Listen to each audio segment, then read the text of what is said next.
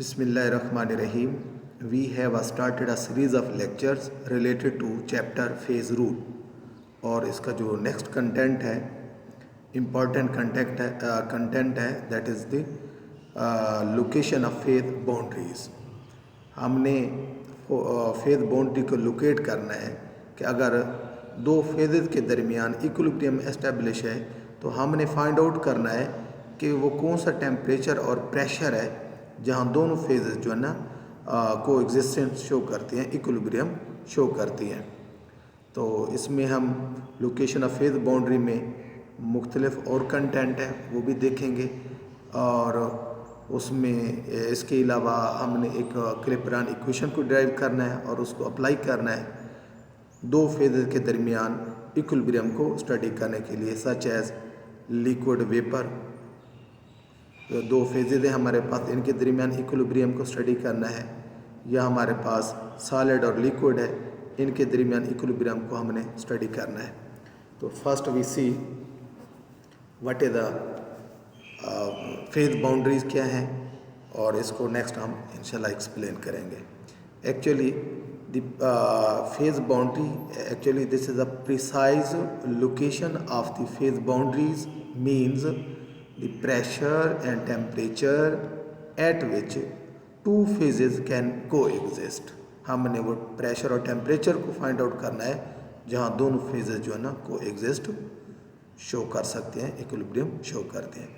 As we know that when two phases are in equilibrium their chemical potential must be equal.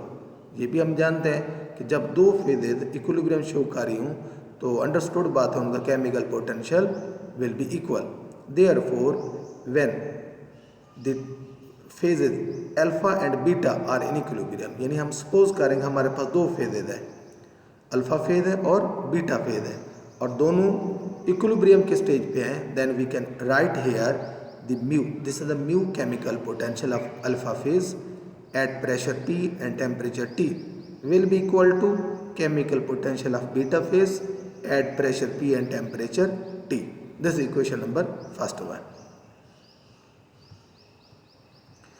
Solution of this equation for P in term of temperature gives an equation for the phase boundary that is called the coexistence curve। इसको हम coexistence curve भी कहते हैं कि जब हम इस equation solve करेंगे with respect to pressure and temperature तो जो हमें फेज बाउंड्री मिलेगी उसको हम बोलते हैं कोएग्जिस्टेंस कर्व भी बोलेंगे और इसको हम नेक्स्ट एक्सप्लेन भी करेंगे। अभी फेज बाउंड्री में जो सब कंटेंट आता है वो है slopes of the phase boundaries, phase boundaries की स्लोप्स, और इनको एट द एंड हम इसको ड्राइव भी करेंगे और इसको जो ड्राइव करने वाले हैं क्लिपरान है और उन्होंने क्लिपरान इक्वेशन का नाम भी इसको दिया। So slopes of the phase boundaries, imagine that at some particular pressure and temperature the two phases are in equilibrium. हम सपोज करते हैं किसी खास प्रेशर पर और टेम्परेचर पर दोनों फेजेस जो है ना वो इक्विलिब्रियम की स्टेज पे हैं, their chemical potential are equal, तो उनका केमिकल पोटेंशियल भी इक्वल होंगे। अब हम चाहते हैं कि हम प्रेशर या टेम्परेचर इनकी हम चेंज करें, small change. Now we pressure and temperature we are changed, we change pressure and temperature infinitesimally in such a way that phases remain in equilibrium। यानी कि प्रेशर और टेम्परेचर इतना आप चेंज करें कि इक्विलिब्रियम डिस्टर्ब ना हो। आफ्टर दीज चेंजेस, अगर ये चेंजेस हमने जो समाल चेंजेस अप्लाई करेंगे, the chemical potential of the two phases change but remain equal. तो क्या होगा जब हम प्रेशर चेंज करेंगे एक फेज का, अल्फा फेज का, बीटा फेज का, इसी तरह टेम्परेचर अल्फा फेज का, बीटा फेज का चेंज करेंगे तो केमिकल पोटेंशियल भी चेंज होगा, लेकिन दोनों फेजेस में जो चेंज होगा वो that will be equal. Figure यहाँ हम बता रहे हैं, इस फिगर में हम देखते हैं हमारे पास जी दो फेजेज हैं, ये this one is the alpha phase, यहाँ से स्टार्ट हो रही है और ये अल्फा फेज है, और this one is the beta phase, total ये बीटा फेज है, और इनके दरमियान एक हमने बाउंड्री ड्रा कर दी है। और ये जो टेंजेंट होता है ना, टेंजेंट एक्चुअली वो होता है, आप जानती हैं, यहाँ से एक परपेंडिकुलर ड्रा करें ऐसे परपेंडिकुलर, और इसको आप हॉरिजॉन्टल ले जाएं, तो जहाँ ये स्लोप पे कट करेगा तो ये हमें एक ट्राइंगल मिलेगा, जिसको हम टेंजेंट, जिसको हम स्लोप के नाम देंगे। और ये टेंजेंट स्लो जो हमारे पास कर्व है, इसका स्लोप की बात करें हम इस कर्व की, तो यहाँ एक परपेंडिकुलर ड्रा करें और इसको अलॉन्ग एक्स एक्सिस ले जाएं, तो जैसे ही इस कर्व को कट करेगा तो एक हमें ट्राइंगल मिलेगी, तो परपेंडिकुलर डिवाइडेड बाय हॉरिजॉन्टल, तो that will be the slope. Figure, when pressure is applied to a system in which two phases are in equilibrium, ये पॉइंट है ए, इस ए पॉइंट को हम सिलेक्ट किया है, इस पॉइंट पर दोनों फेजेस इक्विलिब्रियम में, यानी कि अल्फा फेज और beta phase at point A. The equilibrium is disturb, अब हम क्या करेंगे, इसी को हम डिस्टर्ब करते हैं। कैसे डिस्टर्ब करते हैं, प्रेशर बढ़ा देते हैं by increasing pressure. It can be restore by changing the temperature, हमने प्रेशर को अप्लाई किया, when pressure is applied to a system in which two phases are in equilibrium at point A, तो हमने क्या किया, प्रेशर अप्लाई किया, equilibrium disturb हो गया। अब इस इक्विलिब्रियम को रिटेन करना है, मीन रिस्टोर करना है, तो क्या होगा, it can be restored bye changing the temperature. तो ये क्या होगा कि इस इक्विलिब्रियम, जब हमने प्रेशर अप्लाई कर दिया तो क्या होगा, टेम्परेचर इसका चेंज होगा।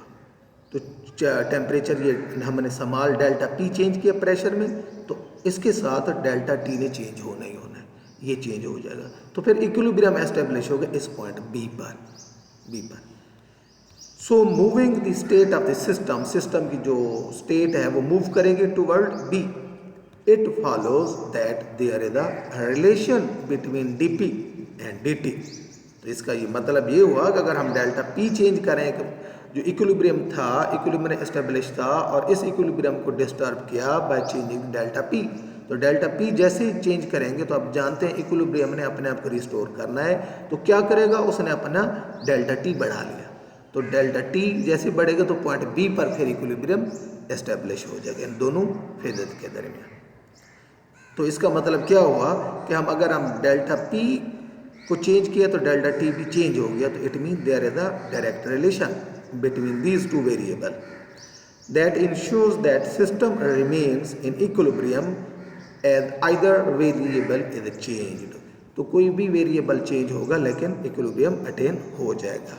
अगर हम प्रेशर चेंज कर लें और टेम्परेचर चेंज ना हो तो इक्विलिब्रियम नहीं आएगा, तो डेल्टा टी फिर चेंज होगा, तो बी पॉइंट पर दोबारा हम इक्विलिब्रियम गेन कर लेंगे।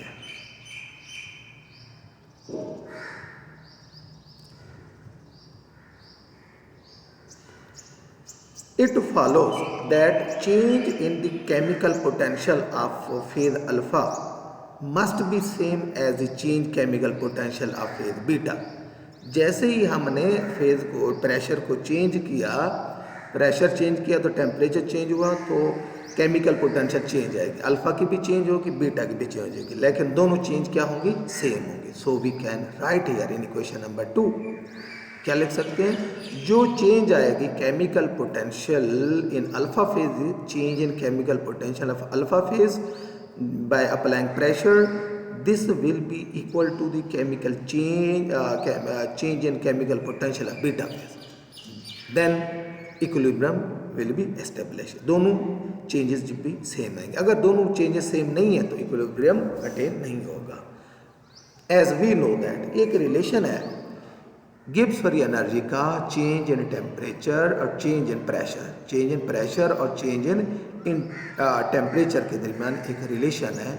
ये इक्वेशन हमने डायरेक्ट लिया है। So this equation delta G change in Gibbs free energy is equal to V delta P minus S delta T, mean Gibbs free energy will change by changing pressure and by changing temperature, और this is S is entropy and V is the volume. Equation number third one.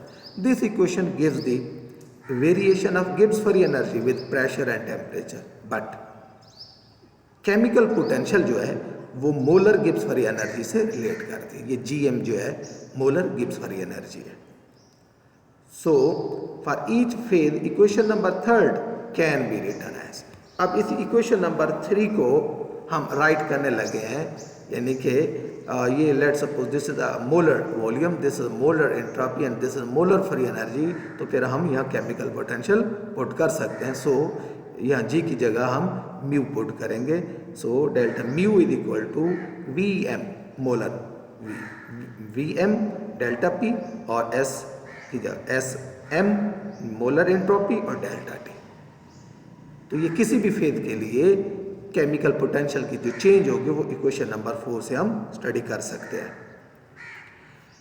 अब इस equation number 4 को हमने apply करना है for equation number 2 mean alpha phase और beta phase के लिए। अल्फा फेज के लिए पुट करेंगे तो यहाँ अल्फा अल्फा पुट कर देंगे और बीटा के लिए बीटा बीटा पुट करेंगे। So applying equation number 4 in equation number 2 यहाँ, यानी कि दोनों change in chemical potential of alpha phase is equal to chemical potential of beta phase.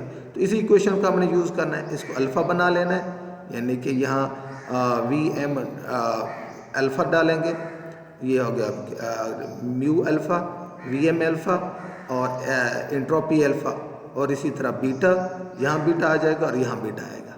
तो इसको फिर हम दोनों को उठा के यहाँ पुट करेंगे इक्वेशन नंबर 2 में। So equation number 2 written as V M alpha phase delta P minus S M alpha phase delta T is equal to V M beta phase delta P minus S M beta phase delta T. तो equation number 4 को हमने alpha और beta में apply करते हुए equation number 2 में put कर दिया।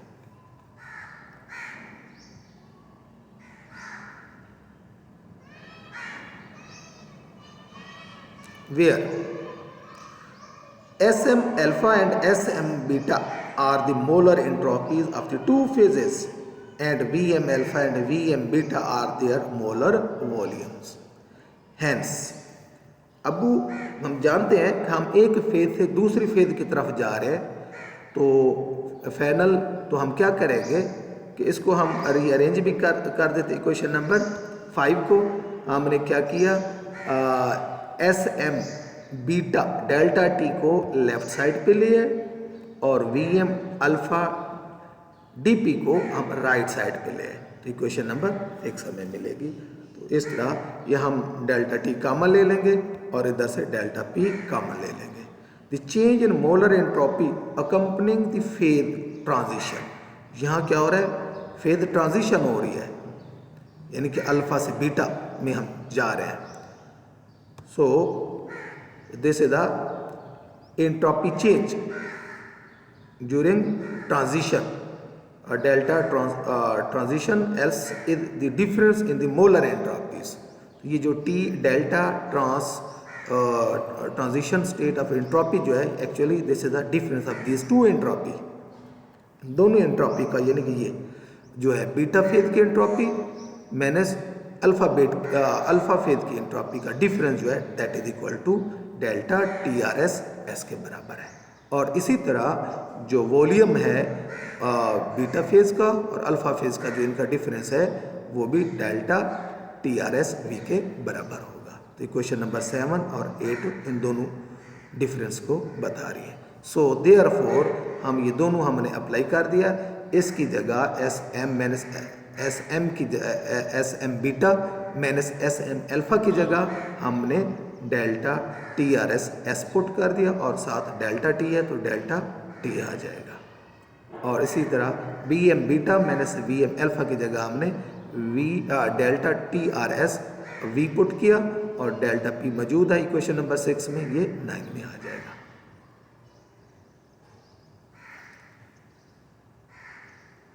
The equation number 9 can be written as Clapeyron equation. इसी को हमने क्लिपरान इक्वेशन का नाम भी देते हैं। और उसको हमने क्या किया है, इधर से हमने डेल्टा जो है डेल्टा टी को इधर आके डिवाइड कर दिया और डेल्टा वी को इधर आके डिवाइड कर दिया, तो ये एक फॉर्म बन रही है और इस इक्वेशन को क्लिपरन इक्वेशन बोलते हैं। This delta P over delta T is equal to change in entropy over change in volume. The Clapeyron equation actually is an exact expression for the slope of the tangent to the phase boundary at any point and applies to any phase equilibrium of any pure substance. ये था dp over dt जो मैंने कहा था, phase boundary की बात की थी। ये हम दोबारा उसकी तरफ आ जाते हैं, ये वाला ये एक्चुअली देखा जाए तो ये प्रेशर है और ये क्या है, अलॉन्ग एक्स एक्सिस टेम्परेचर है। यहाँ मैंने बोला था इसके ऊपर हमने एक परपेंडिकुलर ड्रा किया, ये आ गया डेल्टा p और इसको ले आए इधर की तरफ, किसी भी पॉइंट पे ले सकते हैं, तो ये हो गया डेल्टा टी। या यहाँ ले लें, ये एक परपेंडिकुलर लें ट्राइंगल की शक्ल में, इसको आप यहाँ इधर लें, तो ये बन गया हमारे पास delta P over delta T. This is the actually slope जी, ये है delta P over delta T is equal to change in entropy over change in volume. इसी की बात कर रहे थे कि Clapeyron equation is an exact expression for the slope of the tangent, जो टेंजेंट था कर्व का, टू द फेज बाउंड्री, उस फेज बाउंड्री के ऊपर, जो फेज बाउंड्री है दो फेजेस को सेपरेट करिए, उसके ऊपर हमने जो टेंजेंट का किसी पॉइंट को दो को लिया और वहाँ एक जो हमने स्लोप की वैल्यू ली at any point and applies to any phase equilibrium. उसके लिए हम किसी भी फेज इक्विलिब्रियम के लिए यूज़ कर सकते हैं, और वो फेज अल्फा बीटा हो सकता है, गैमा बीटा हो सकता है, या आप ये कह सकते हैं सॉलिड लिक्विड हो सकता है, लिक्विड वेपर हो सकते हैं, सॉलिड वेपर हो सकते हैं। वो जो अल्फा बीटा फेज है वो कोई भी दो फेज हो सकती है, उन दोनों के दरमियान हम ये स्लोप की वैल्यू फाइंड आउट कर सकते हैं। अब इसको हम अप्लाई भी करते हैं। अप्लाइंग दिस इक्वेशन फॉर जी, किसके लिए, वो किस बाउंड्री के लिए अप्लाई करें, सॉलिड लिक्विड बाउंड्री के लिए जी। सॉलिड लिक्विड बाउंड्री के लिए, सॉलिड आप जानते हैं लिक्विड में कन्वर्ट होता है तो फ्यूज होता है, मेल्ट होता है। Melting is accompanied by a molar enthalpy change, तो उसमें क्या होता है, एंथैल्पी चेंज आता है, फ्यूजन, उसको एंथैल्पी चेंज फ्यूजन बोलेंगे। And if it occurs at temperature T, the molar entropy of melting, तो मोलर एंट्रोपी जो होगी वो फ्यूजन एंथैल्पी ओवर T के बराबर हो जाएगी। तो लिहाजा हम यहाँ जो ये वैल्यू डेल्टा S की जगह जो है ना, वो हम जो पुट करेंगे वो होगा delta H over T put करेंगे इक्वेशन नंबर 10 में। The Clapeyron equation for this phase transition then become, तो यहाँ हमने डेल्टा S की जगह क्या पुट किया, डेल्टा H ओवर T, और बाकी वॉल्यूम वो आएगा फ्यूजन का, और dP over dt, where delta fusion V is the change in molar volume that accompanies melting, जो मेल्टिंग से रिलेटिंग है, सॉलिड जब लिक्विड में कन्वर्ट होगा।